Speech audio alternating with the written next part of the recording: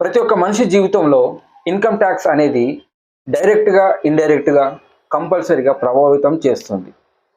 So ఈ ప్రభావితంలో ముఖ్యంగా రెండు విషయాలు ఇంకా ఎక్కువగా ప్రభావితం చేస్తాయి. అది మొదటిది టీడీఎస్, రెండోది టీసీఎస్. మొదటిది టీడీఎస్ అంటే ట్యాక్స్ డిడక్టెడ్ అట్ సోర్స్. అంటే మీకు ఏదైతే ఇన్కమ్ వస్తుందో, అంటే జాబ్ చేయడం ద్వారా ఇన్కమ్ పొందడం, తర్వాత ఎల్ఐసి ఏజెంట్ బిజినెస్ చేయడం ద్వారా ఇన్కమ్ రావడం, కాంట్రాక్ట్ చేయడం వల్ల ఇన్కమ్ రావడం, రెంట్కు మనం ఇస్తే రెంట్ ద్వారా ఇన్కమ్ రావడం, ఇలా చాలా ఉన్నాయి. తర్వాత ఫిక్స్డ్ డిపాజిట్ చేస్తే ఫిక్స్డ్ డిపాజిట్ ద్వారా ఇన్కమ్ రావడం, వీటన్నిటిపైన మీకు టీడీఎస్ కలెక్ట్ అవుతుంది. సో ఇది మీకు ఇంకా బాగా అర్థం కావాలంటే మనము ఈ యొక్క బోర్డు మీద ఎక్స్ప్లెయిన్ చేస్తాను, చూడండి. ఒక కాంట్రాక్ట్ ఉన్నారు, తను ఒక సంవత్సర కాలంలో ఒక బిజినెస్ చేస్తే ఆయనకు 6 లక్షల రూపాయలు వచ్చింది అనుకోండి.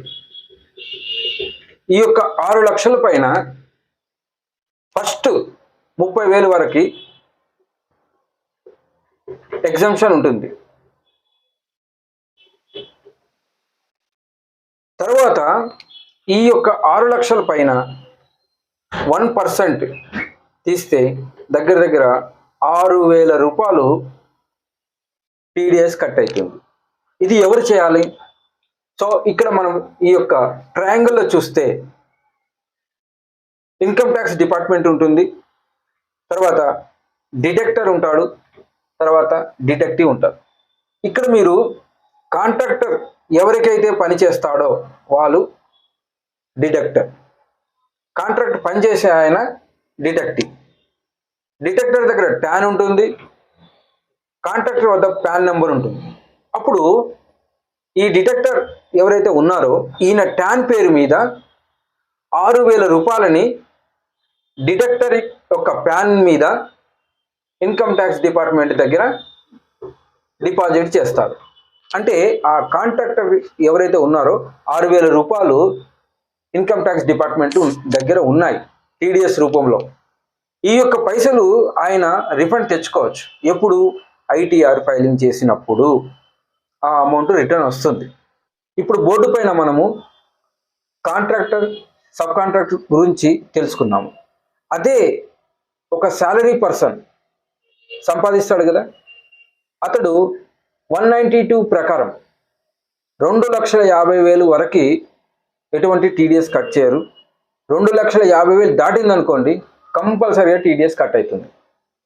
సో మీకు అమౌంట్ అంటే ఫర్ ఎగ్జాంపుల్ 5 లక్షలు సంపాదించే వ్యక్తి కంపల్సరీ టీడీఎస్ బ్రాకెట్లో వచ్చేస్తున్నాడు. తర్వాత పిఎఫ్, మీరు పిఎఫ్ విత్డ్రా చేస్తారు కదా, ఆ యొక్క పిఎఫ్ విత్డ్రా కూడా టీడీఎస్ కట్ అవుతుంది. దాని మీద ఎంత? 10% వరకు. క్రిప్టో కరెన్సీ దీని మీద 1%. రెంట్ ఎవరైతే ఇస్తారో, రెంట్ పే చేస్తున్నారో వారికి కూడా 10%.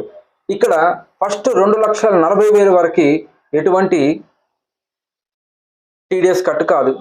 కానీ 2 లక్షలు దాటిందనుకోండి, 2,40,000 దాటిందనుకోండి కంపల్సరీ టీడీఎస్ కట్ అవుతుంది.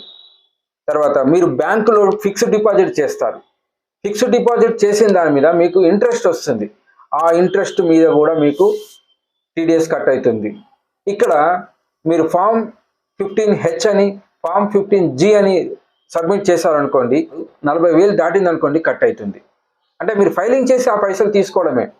తర్వాత లాటరీ, రేస్, హార్స్ రేసెస్ ఇలాంటివి మీకు వస్తే దీని మీద 30% వరకు మీకు టీడీఎస్ కట్ అవుతుంది. ఆ అమౌంట్ మనం రిఫండ్ తెచ్చుకోవచ్చు. తర్వాత ప్రొఫెషనల్ ఛార్జెస్, ఒక లాయర్ ఒక పని చేస్తాడు, దాని మీద ఏదైతే అమౌంట్ కలెక్ట్ అవుతుందో దాని మీద అతడు కంపల్సరీగా గవర్నమెంట్కి 10% పే చేయాల్సి వస్తుంది. సో ఈవెన్ డాక్టర్లు, లాయర్లు వాళ్ళు ఇచ్చే సర్వీస్ మీద కూడా టీడీఎస్ కట్ అవుతుంది. అది వాళ్ళకి తెలియదు. తర్వాత ఇంకా ఇలా చెప్పుకుపోతే ఏజెంట్, ఎల్ఐసి ఏజెంట్, తనకు కూడా ఫస్ట్ 15,000 వరకు ఎటువంటి టీడీఎస్ కట్ కాదు. దాని తర్వాత టీడీఎస్ కట్ అవుతుంది. సో ఇప్పుడు చెప్పిన ఎవరైతే ఉన్నారో వీళ్ళందరికీ టీడీఎస్ కట్ అవుతుంది. ఈ మనీ మనము తెప్పించుకోవచ్చు. ఇప్పుడు ఈ విధంగా కట్ అయిన టీడీఎస్ పైసల్ని ఎవరైతే డిడక్టర్ ఉన్నారో ఎవ్రీ మంత్ 7వ తేదీలోగా, అంటే ఈ మంత్లో జరిగిన ట్రాన్సాక్షన్ నెక్స్ట్ మంత్ 7వ తేదీలోగా వాళ్ళు కంపల్సరీగా డిపాజిట్ చేయాలి ఇన్కమ్ ట్యాక్స్ డిపార్ట్మెంట్కి. లేదా కొంతమంది ఏం చేస్తారంటే ప్రతి 3 నెలలకు ఒకసారి, అంటే ఫర్ ఎగ్జాంపుల్ జేఎఫ్ఎంలో ఏదైతే కట్ చేసిన పైసలను ఏప్రిల్ 7th వాళ్ళు ఏప్రిల్ 31st ఫైలింగ్ కూడా చేయాలి. ఈ విధంగా డిటెక్టర్ ఫైలింగ్ చేయకపోతే ప్రతిరోజు 200 రూపాయలు చొప్పున వాళ్ళకి పెనాల్టీ పడుతుంది. ఇంకా ఎక్స్ట్రీమ్ లెవెల్లో వెళ్తే కంపెనీ బ్లాక్ లిస్టెడ్లో కూడా వెళ్తుంది. నెక్స్ట్ మనము టీసీఎస్ గురించి తెలుసుకోబోతున్నాం. టీసీఎస్ అంటే ట్యాక్స్ కలెక్టెడ్ అట్ సోర్స్. అంటే ఫర్ ఎగ్జాంపుల్ మీరు కార్ కొన్నారు, జేసీపీ కొన్నారు, మెషినరీ కొన్నారు. సో ఇలాంటి వీటి మీద కూడా మీకు ట్యాక్స్ కట్ అవుతుంది. అది నేను ఇప్పుడు మీకు బోర్డు మీద చూపిస్తే ఇంకా క్లారిటీ వస్తుంది, ఒకసారి చూడండి. టీసీఎస్ అంటే చెప్పాను కదా, tax collected at source. For example మీరు కానీ కారు కొన్నారు, కారు ఒక 14 లక్షలు ఉంది, ఓకేనా? 14 లక్షలు ఉంటే ఫస్ట్ 10 లక్షల వరకు ఎగ్జామ్షన్ ఉంది. కానీ ఇక్కడ షోరూమ్ వాళ్ళు ఏం చేస్తారంటే ఈ 14 లక్షల మీద 1% అంటే దగ్గర దగ్గర ఎంత 14,000 కస్టమర్ దగ్గర, అంటే ఇక్కడ ఎవరు కస్టమర్ దగ్గర కలెక్ట్ చేసి వీళ్ళ యొక్క ట్యాన్ నెంబర్ పైన ఇన్కమ్ ట్యాక్స్ డిపార్ట్మెంట్ దగ్గర వీళ్ళు 14,000 రూపాయలని జమ చేస్తారు, ఓకేనా? ఇప్పుడు ఇలా జమ చేసిన పైసల్ని కస్టమరు ఇయర్ ఎండింగ్లో ఫైలింగ్ చేస్తాడు కదా. ఫైలింగ్ చేసిన తర్వాత ఇన్కమ్ ట్యాక్స్ డిపార్ట్మెంట్ వారు దాన్ని అప్రూవల్ చేస్తే ఈ 14,000 రూపాయలు కస్టమర్కు వస్తాయి. ఒక రకంగా కారు, జేసీబీ తర్వాత ఇలాంటి కొన్న వారికి కంపల్సరీగా టీడీఎస్ రిఫండ్ వస్తుంది. కొంతమంది చూడరు. అందుకే ఇప్పుడు టీసీఎస్ అన్నాం కదా, ఈ టీసీఎస్ అనేదానికి ఇక్కడ జిఎస్టీ కూడా ఉంటుంది. టీడీఎస్లో జిఎస్టీ ఉండదు, కానీ టీసీఎస్లో జిఎస్టీ ఉంటుంది. అందుకే మీకు షోరూమ్ వాళ్ళు పాన్ కార్డు వద్దు, జిఎస్టీ నెంబర్ ఇవ్వమని అడుగుతారు. ఎందుకంటే జిఎస్టీ నెంబర్ మీద కానీ మీరు ఆ టీసీఎస్ కలెక్ట్ అయ్యి కడితే మీకు అవి రిఫండ్ రాదు. దానిని మీరు బిజినెస్లో వాడుకోవచ్చు. ఎట్లా అంటే మీరు ఎక్కడైనా ఒక 15,000 రూపాయలు కట్టాలనుకోండి, ఇక్కడ ఆల్రెడీ జిఎస్టీ మీద మీకు ఇన్పుట్ క్రెడిట్ అని ఉంటుంది, అంటే నథింగ్ బట్ టీసీఎస్. ఆ యొక్క పైసల్ని మీరు, నేను చెప్పాను కదా 15,000 కట్టవలసిన దగ్గర ఇంకొక 1,000 రూపాయలు కడితే సరిపోతుంది, అంటే అడ్జస్ట్మెంట్ అవుతుంది. అదే మీరు పాన్ కార్డ్ ఇచ్చారనుకోండి మీకు రిఫండ్ వస్తుంది.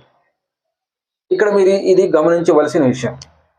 సో ఈ విధంగా మనకి టీసీఎస్ అండ్ టీడీఎస్ ఉంటుంది. ఇంకా మీకు ఎటువంటి డౌట్స్ ఉన్నా, ఎందుకంటే ఇది చాలా పెద్ద సబ్జెక్ట్, అలాంటిది ఒక 10 నిమిషాల్లో 2 నిమిషాల్లో చెప్పలేం. కానీ నేను ఇక్కడ ఇది చేయడానికి కారణం ఏంటంటే మీరు టీడీఎస్ పొందాలి, టీసీఎస్ తీసుకోవాలి. ఆ పైసలు అలా పెట్టే కన్నా, గవర్నమెంట్ దగ్గర ఉండిపోయే కన్నా మీరు తీసుకొని దానిని రీఇన్వెస్ట్మెంట్ చేసుకోండి. నలుగురికి మీరు ఉపాధి కూడా కల్పించిన వారు అవుతారు. ఎందుకంటే మీరు ఫైలింగ్ చేస్తే మీకు వస్తుంది, ఫైలింగ్ చేసే వాళ్ళు ఉంటారు కదా, వాళ్ళకైనా ఒక 1,000 2,000 వస్తుంది.